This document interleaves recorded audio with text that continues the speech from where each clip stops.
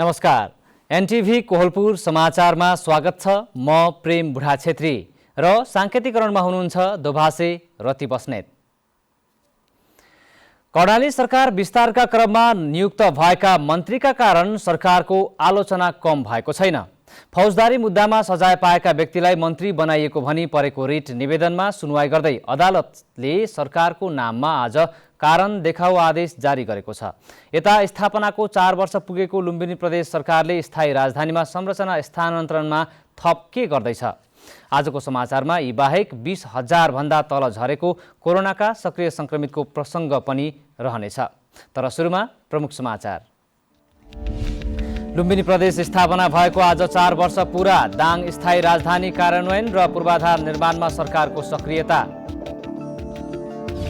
गौतम बुद्ध अन्तर्राष्ट्रिय विमानस्थलमा फागुन 6 गतेदेखि 10 दिनसम्म यान्त्रिक परीक्षण उडान हुने। एरोथाईको जहाज 5 गते काठमाडौँ अवतरण गर्ने। अस्पतालमा भवनको अभाव हुँदा अछाममा बिरामीको उपचारमा समस्या। दरबन्दी अनुसारका चिकित्सक नहुँदा स्वास्थ्य सेवाबाट वञ्चित। युक्रेनको सिमानामा तैनात भएका मध्ये केही रुसी सैनिक ब्यारेक फर्कदै। आक्रमणको खतरा भन्दै अमेरिकाले युक्रेनमा रहेको दूतावास बन्द गर्ने। र ए डिभिजन लिग फुटबलमा आज भएका दुवै खेल बराबरीमा टुङ्गिए। 3-0 गोलको अग्रता उल्ट्याएर फ्रेन्चले जाउला खेललाई बराबरीमा रोक्यो।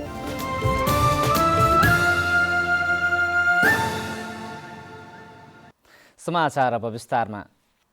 उच्च अदालत सुर्खेतले कर्णाली प्रदेश सरकारका नाममा कारण देखाउ आदेश जारी गरेको छ। अदालतले गैर सांसद छिरिङ डामडोल लामा कार्चेनलाई उद्योग पर्यटन वन तथा वातावरण मन्त्री बनाउनुको कारण देखाउन प्रदेश सरकारका नाममा आदेश जारी गरेको हो। फौजदारी कसुरमा सजाय भोगेका व्यक्तिलाई मन्त्री बनाइएको भन्दै वीरेन्द्रनगर 3 की विनिता बोगटीले हिजो दायर गरेको रिटमा अदालतका न्यायाधीश राजेन्द्र खरेलको एकल इजलासले आज कारण देखाउ आदेश जारी गरेको हो। अन्तरिम आदेश माग गरिएकाले यही फागुन 10 गते छलफलका लागि बोलाउन अदालतले आदेश जारी गरेको छ। लुम्बिनी प्रदेश सरकारले स्थायी राजधानी दाङको देउखुरीमा आज विशेष कार्यक्रम आयोजना गरेर आफ्नो स्थापना दिवस मनाएको छ। प्रदेशका सबै प्रशासनिक गतिविधि अस्थायी राजधानीबाट सञ्चालन भए पनि स्थापना दिवस स्थायी राजधानीमा मनाइएको हो। लुम्बिनी प्रदेश सरकार स्थापना भएको आज 4 वर्ष पूरा भएको छ। यो अवसरमा लुम्बिनी प्रदेश सरकारले स्थायी राजधानी दाङको देउखुरीमा औपचारिक समारोह आयोजना गरी स्थापना दिवस मनाएको छ। स्वास्थ्य मापदण्ड पालना गर्दै सरकारले घोषणा गरेको पदक र विभूति प्राप्त गर्ने संस्था र व्यक्तिहरू, कार्यक्रम आयोजना हुने स्थानीय तहका जनप्रतिनिधि, स्थानीय पालिकामै रहेका संघ संस्थाका प्रतिनिधिहरू कार्यक्रममा सहभागी भएका थिए भने विभिन्न सांस्कृतिक झाँकीहरू पनि प्रस्तुत गरिएको थियो। प्रदेश स्थापनाको मूल समारोहलाई सम्बोधन गर्दै मुख्यमन्त्री कुलप्रसाद केसीले स्थापना भएको 4 वर्षमा सबैले देख्न सकिने र महसुस गर्न सक्ने गरी लुम्बिनी प्रदेश स्थापित भएको बताउनुभयो। समारोहलाई सम्बोधन गर्ने क्रममा उहाँले देशका अन्य प्रदेशको तुलनामा लुम्बिनी धेरै कुरामा सफल र अगाडि रहेको बताउनुभयो। हामीले प्रदेशलाई समृद्ध बनाउन केही थालनी गरेका छौं, केही गर्दैछौं। संघीयताको भावना अनुसार नजिकबाट सेवा र सुविधा कायम गर्ने प्रयास गरेका छौं। आत्मनिर्भर प्रदेशको लागि परेका छौं र एउटा लक्ष्य बनाएका छौं, समृद्ध लुम्बिनी आत्मनिर्भर प्रदेश बनाउने। बितेको यो 4 वर्षको अवधिमा कानून निर्माणको क्षेत्र, शिक्षा, स्वास्थ्य, खेलकुद, सडक विस्तार तथा विकास निर्माणको क्षेत्र र विज्ञान प्रविधि क्षेत्रको पूर्वाधार विकासमा प्रदेशले उल्लेख्य प्रगति गरेको छ। कोभिड पछि स्वास्थ्य क्षेत्रमा रहेका संरचना र जनशक्ति व्यवस्थापनलाई प्रभावकारी बनाइएको छ। कोरोना संक्रमण रोकथामका लागि 4वटा कोभिड विशेष अस्पताल स्थापना गरेको छ र स्वास्थ्य कर्मीहरूको क्षमता अभिवृद्धिका लागि तालिमहरूको व्यवस्था गरेको भन्दै उहाँले अब लुम्बिनी प्रदेशले दीर्घकालीन योजना कार्यान्वयन गर्ने बताउनुभयो। शिक्षा र स्वास्थ्यलाई उच्चतम प्राथमिकता हामीले राखेका थियौं र त्यो जारी रहेको छ। प्रशासनिक संरचना र अड्डाहरूको विस्तार र सेवा प्रवाहमा सुविधा तथा दर्जनौं हाम्रा विकासका प्रक्रियाहरूलाई तपाईहरुले सम्बन्धित मन्त्रालयको प्रेजेन्टेसनबाट पनि अनुभूत गरिसक्नु भएको छ कि दर्जनौं पुल, बाटाघाटा, भवन निर्माण कार्यहरू भएका र हुने क्रममै रहेको कुरा यहाँले आजको प्रदेशको स्थिति यो समारोह मार्फत जानकारी भएको छ। लुम्बिनी प्रदेशले 4 वर्षमा हालसम्म 67वटा ऐन र 28वटा नियमावली कानून निर्माण गरेको छ। प्रदेशका विभिन्न जिल्लाहरूमा कोभिड विशेष कृषि कार्यक्रमहरू सञ्चालनमा ल्याएको छ। कोभिड प्रभावित भएर विदेशबाट फर्किएका युवाहरूको लागि कृषि कार्यक्रम सञ्चालन गरिएको सरकारले बताएको छ। यस्तै प्रदेशका 196वटा विद्यालयहरूमा खानेपानी र शैक्षिक गुणस्तरमा प्रदेश सरकारले सहयोग गरेको छ। गरिब तथा विपन्न परिवारका लागि जनता आवास कार्यक्रम मार्फत 5140वटा घरहरू निर्माण सम्पन्न गरिएको छ। समारोहमा मुख्यमन्त्री तथा मन्त्री परिषदको कार्यालयद्वारा तयार गरिएको प्रदेश सरकारका 4 वर्षका उपलब्धिहरू समेटिएको स्मारिका विमोचन गरिएको थियो। प्रदेश सरकार स्थापनादेखि हालसम्मका गतिविधि समेटिएका वृत्तचित्र प्रदर्शन समेत गरिएको थियो। समारोहमा विशिष्ट योगदान पुर्याउने संस्थाका व्यक्तिहरूलाई विभिन्न पदकले सम्मान समेत गरिएको थियो। अन्जु चौधरी, एनटिभी, कोहलपुर। लुम्बिनी प्रदेश स्थापना भएको 4 वर्ष पूरा भएको छ। लुम्बिनी प्रदेश सरकारले स्थायी राजधानी दाङमा गृहयोजना निर्माणको काम तीव्र रूपमा अघि बढाएको छ। बितेको 4 वर्षको समयमा प्रदेश सरकारले राजधानी कार्यान्वयन र पूर्वाधार निर्माणमा ध्यान केन्द्रित गरेको छ। लुम्बिनी प्रदेशको स्थायी राजधानी कार्यान्वयनलाई प्राथमिकतामा राख्दै गृहयोजना निर्माणको काम तीव्र रूपमा अघि बढेको छ। गृहयोजना बनाउने कामलाई प्रदेश सरकारले अन्तिम चरणमा पुर्याएको छ। नदी सभ्यतामा आधारित आधुनिक राजधानी सहरको परिकल्पना गरिएको छ। यति मात्र होइन, प्रदेश सभाको भवन निर्माणलाई समेत अघि बढाइएको छ।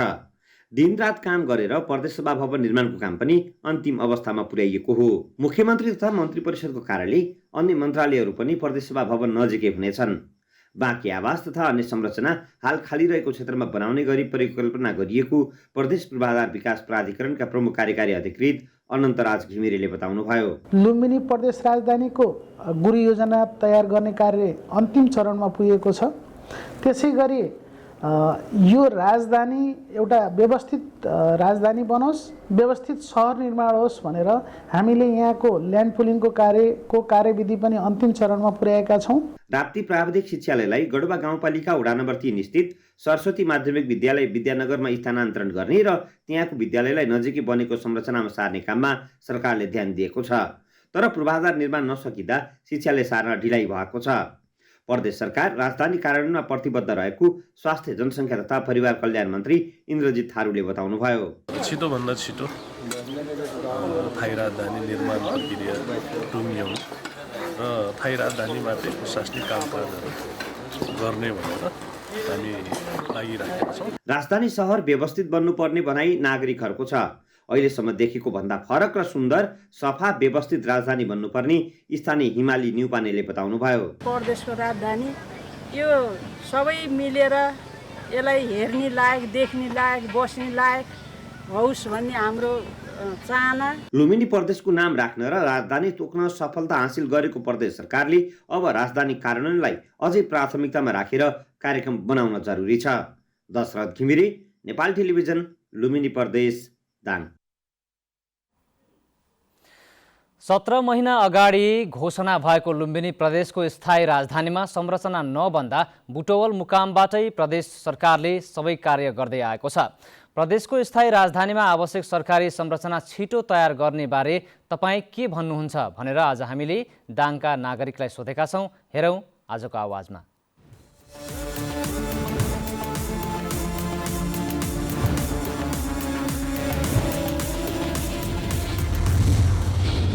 यहाँ प्रदेशको राजधानी स्थापना गर्न, यहाँको संरचना तयार गर्न यहाँका बासिन्दाहरू, यहाँका जनप्रतिनिधिहरू, समाजसेवी, राजनीतिक दल, विभिन्न सङ्घ संस्थाहरू सबैसँग समन्वय गरेर चाहिँ एकजुट भएर अगाडि बढ्यो भनेपछि संरचना चाहिँ छिटै तयार हुन्छ र यो भित्रको जुन के अरे प्राविधिक शिक्षालय छ, यो भित्रका भएका संरचनाहरूलाई पनि प्रयोग गरेर छिटै यहाँ प्रदेशको कार्यालय स्थापना गरेर मन्त्रालयहरू स्थापना गरेर काम गर्यो भनेपछि छिटो हुन सक्छ। सम्पूर्ण कामहरूको ध्यान दिनु पर्यो र राजधानी हाम्रै ठाउँमा गरिदिएको भए झन् राम्रो हुन्थ्यो भन्ने कारणबाट लान्छु।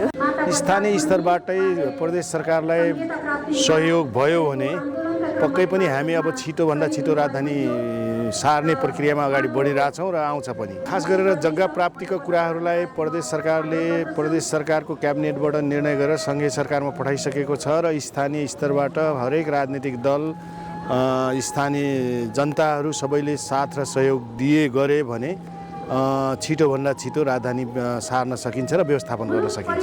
हामीलाई एकतिरबाट एकदम खुसीको पल आएको छ भन्ने हामीलाई महसुस भइरहेको छ र पनि यो प्रदेश सरकार यहाँ पुरै मन्त्रालय नआइसक्दा हाम्रो यहाँ विभिन्न योजनाहरू गर्ने क्रममा विभिन्न योजनाहरू पुरा गर्ने क्रममा विभिन्न कठिनाइहरू झेल्न परिरहेको। अहिले जुन सरकारमा बस्नुभएका हाम्रा आदरणीय नेताजीहरू हुनुहुन्छ, उहाँले यदि सकभर यो छिटोभन्दा छिटो यो प्रदेश सरकारलाई यहाँ ठाइटो दिने अगाडि बढाउन पहल गर्नुहुनेछ भने एकदमै राम्रो हुनेछ। यो कार्यक्रम यहाँ भइरहँदा एकदमै म खुसी छु। तर हामी आज यहाँ देखिँदाखेरिमा 2टा मन्त्रालयका मान्छेहरू मात्रै यहाँ उपस्थित भएका छन्।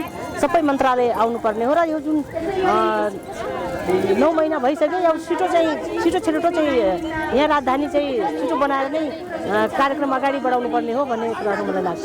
प्रदेश सरकारले हाम्रो थाई राजधानी देउखरी उपत्यकाको राप्ती गाउँपालिकामा राजधानीका सबै मन्त्रालयहरू यहाँ छिटोभन्दा छिटो ल्याउनु पर्ने भएको छ र यसमा केन्द्र सरकारले पनि रकम विनियोजन गरेर यहाँका पूर्वाधारहरू ल्याउनु पर्ने देखिन्छ।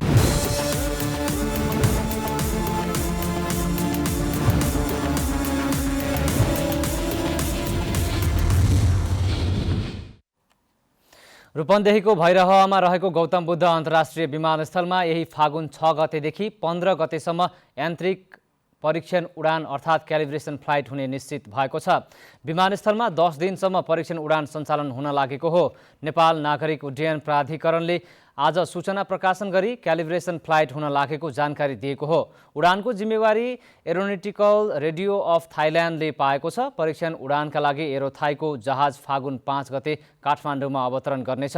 यस क्रममा कन्ट्रोलर टावर र जहाज बीचको कुराकानी गर्न जडान गरिने सूचना संयन्त्रले समेत काम गरे नगरेको हेरिनेछ। धावन मार्गको भौतिक पक्षसँग क्यालिब्रेसनको सम्बन्ध नभए पनि धावन मार्गमा राखिएका सङ्केत चिन्ह तथा लाइटिङहरू ठिक भए नभएको भने हेरिने नेपाल नागरिक उड्डयन प्राधिकरणका इन्जिनियर प्रवीण न्यौपानेले बताउनुभयो। समाचारको क्रम जारी नै छ। अहिलेलाई एकैछिनको विश्राम।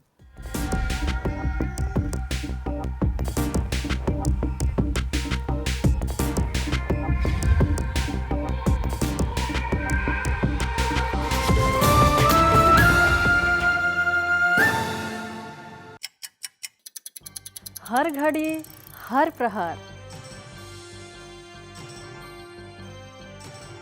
प्रत्येक गाउँ प्रत्येक शहर, के निकट के विकट, हरेक स्थितिमा हरेक परिस्थितिमा नीति विधि र प्रतिनिधिका कुरा, प्रकृति संस्कृति र प्रविधिका कुरा, हाम्रो समाचार, तथ्य, सूचना, निष्पक्ष विचार, हाम्रो अभिभारा, तपाईको सूचनाको अधिकार।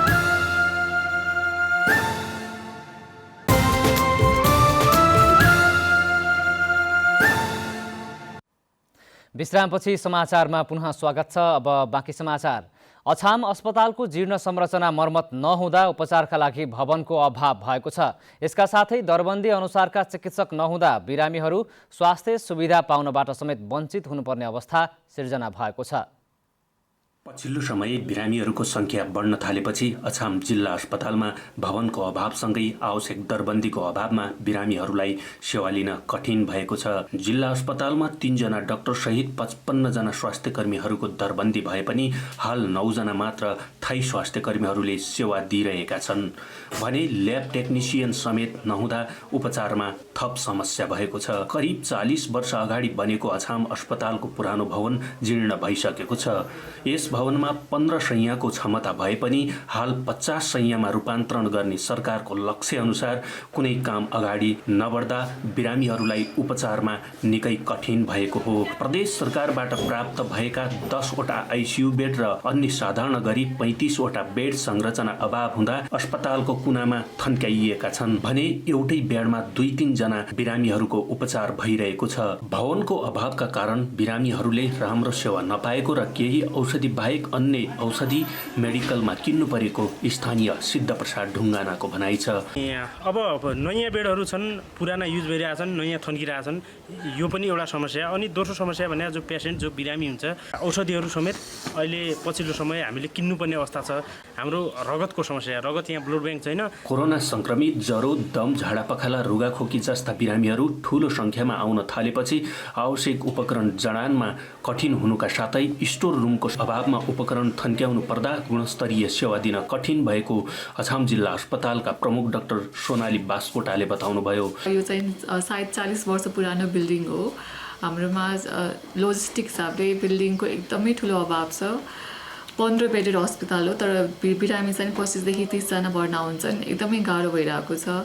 प्रपर स्टोर पनि छैन र सबै अस्पतालहरू अपग्रेड भइसकेको छैन 50 बेडेड भनेर। अछाम चाहिँ भएको छैन। दैनिक जस्तो 150 देखि 160 जना बिरामी आउनुहुन्छ, जसमा चाहिँ ओपिडी बेसिस र इमर्जेन्सीमा आउनुहुन्छ। अछाम अस्पतालमा दैनिक 150 देखि 160 जनाको संख्यामा विभिन्न खाले बिरामीहरू आउने गरेको र यसै महिनामा मात्र 22 जना महिलाहरूको अपरेसन गरी बच्चा निकाल्नु परेको उहाँको भनाइरहेको छ। सरकारले अछाम अस्पताललाई 50 शैय्यामा स्तर उन्नति गर्ने भने पनि नयाँ भवन निर्माणमा कुनै पहल कदमी नगरेको स्थानीयको गुनासो छ। नरेन्द्र रावल, नेपाल टेलिभिजन, सुदूरपश्चिम प्रदेश, अछाम।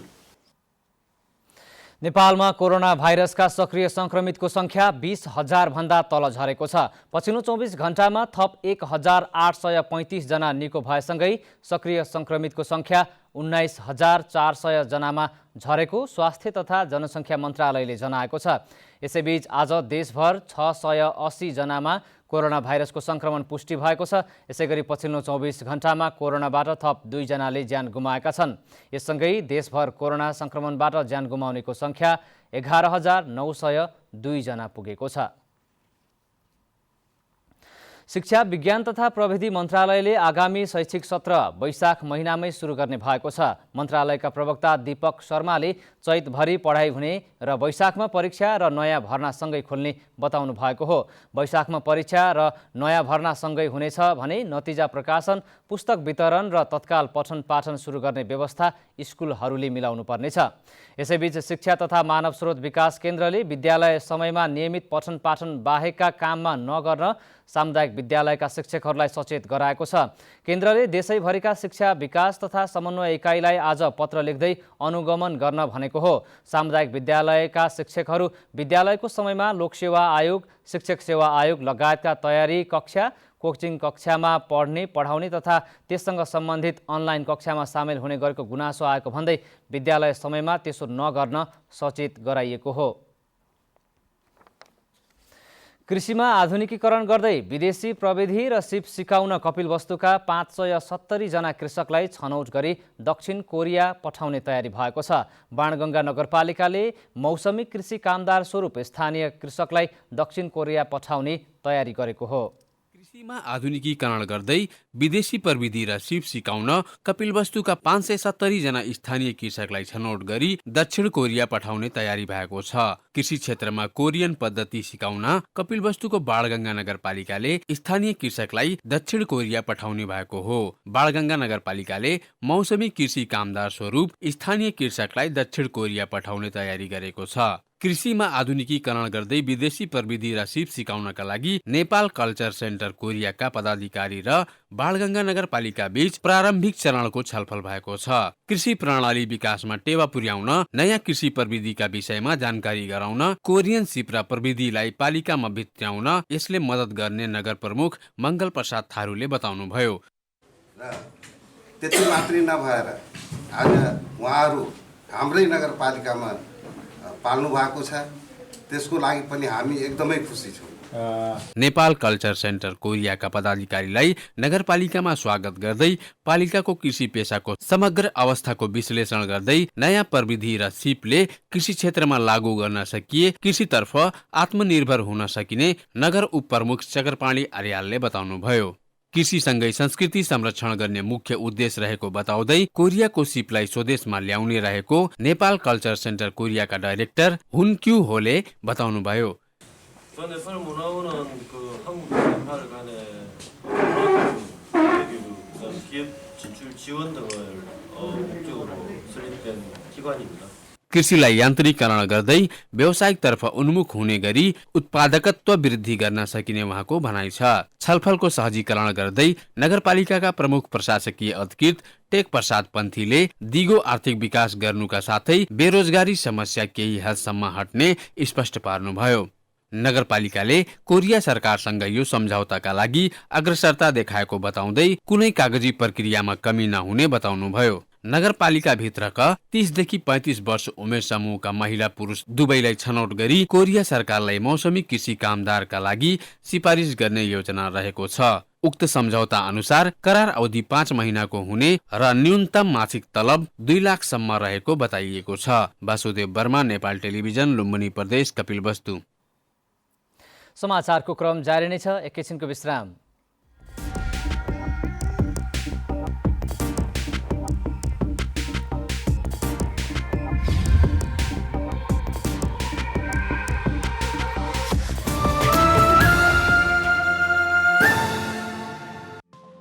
केही नयाँ, केही फरक।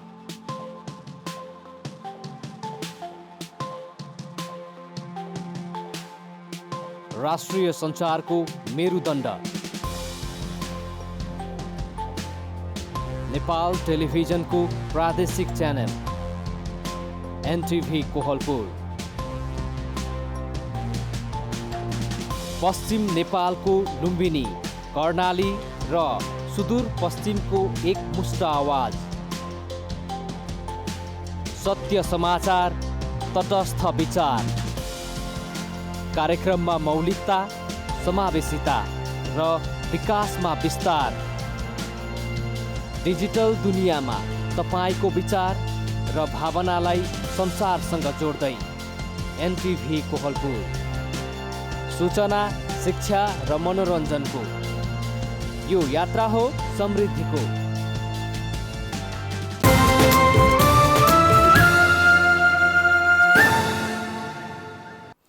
तपाईं एनटिभी कोहलपुर हेर्दै हुनुहुन्छ। अब बाँकी समाचारमा अन्तर्राष्ट्रिय प्रसङ्ग।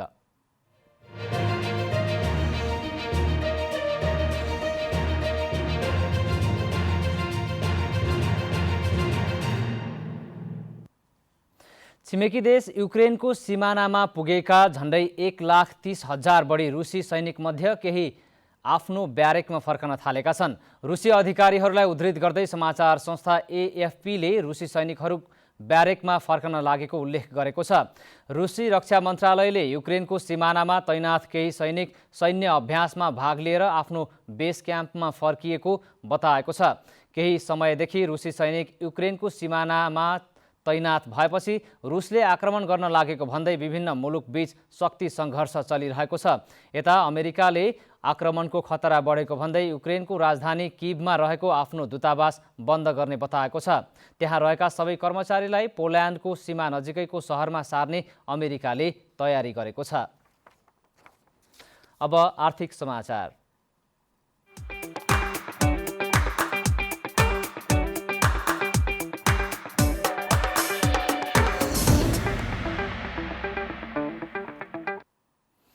सल्यान बागचौर नगरपालिका कोटमौला गाउँबाट यस वर्ष 14 करोड रुपैयाँ बराबरको सुन्तला निकासी भएको छ। बागचौर नगरपालिका वडा नम्बर 8 र 9 कोटमौलाका 250 किसान सुन्तला खेती गर्दै आएका छन्।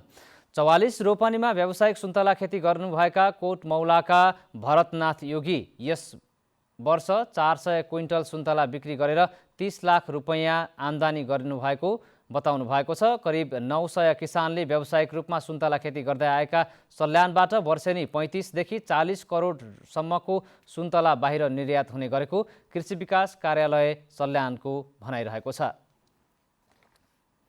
शेयर बजार परिसूचक नेप्से आज 53.3 अङ्कले बढेर 2754.28 बिन्दुमा पुगेको छ। आज सबै समूहको शेयर बढेकोमा बिमा, माइक्रोफाइनान्स, जलविद्युत र विकास बैंक समूहको शेयर उच्च अङ्कले उकालो लागेको छ। आज 224 कम्पनीका 63,43,000 किता शेयर 3 अर्ब 23 करोड 33 लाख रुपियाँमा कारोबार भएका छन्। यस सबैभन्दा धेरै हिमालयन डिस्टिलरीको 22 करोड 77 लाख रुपियाँको शेयर किनबेच भएको छ। आज न्यादी हाइड्रोको शेयर 10% तथा तेह्रथुम पावर कम्पनीको शेयर झन्डै 9 अङ्कले बढेको छ। समाचारमा खेलकुद समाचार।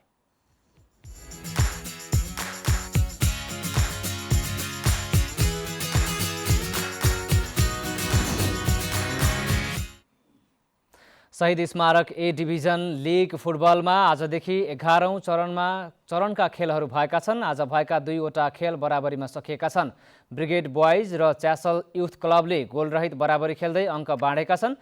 त्रिपुरेश्वर स्थित दशरथ रङ्गशालामा पुछारका दुवै टोलीले फितलो प्रदर्शन गरेका थिए। यस्तै आजै भएको अर्को खेलमा जाउलाखेल युथ क्लबले फ्रेन्ड्स क्लबलाई बराबरीमा रोकेको छ। साधो बाटो स्थित एन्फा कम्प्लेक्समा भएको खेलमा जाउलाखेल फ्रेन्ड्ससँग 3-3 गोलको बराबरीमा रोकिएको हो। रोमाञ्चक बनेको खेलमा जाउलाखेल विरुद्ध 3-0 गोलको अग्रता उल्ट्याएर फ्रेन्ड्सले बराबरी खेलेको हो। अब मौसम।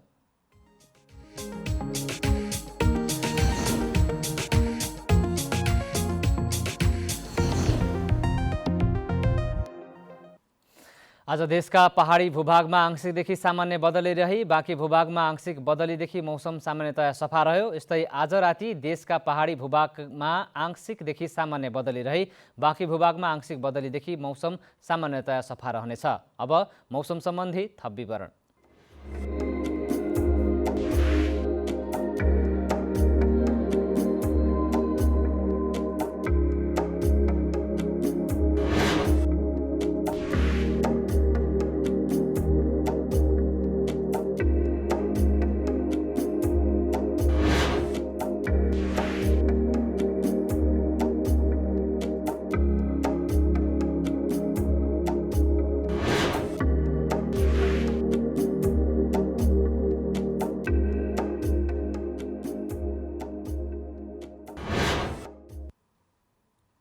समाचारको अन्त्यमा प्रमुख समाचार पुनः एकपटक।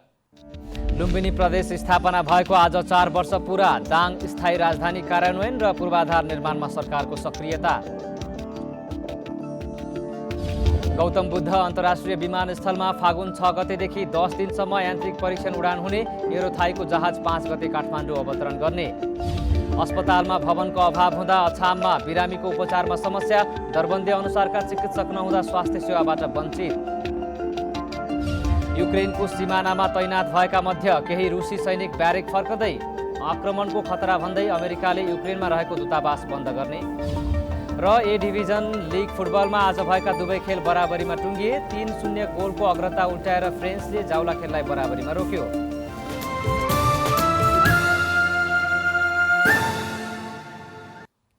हवस् त अहिलेलाई समाचारको सिलसिला यति नै। बिदा दिनुहोस्। नमस्कार।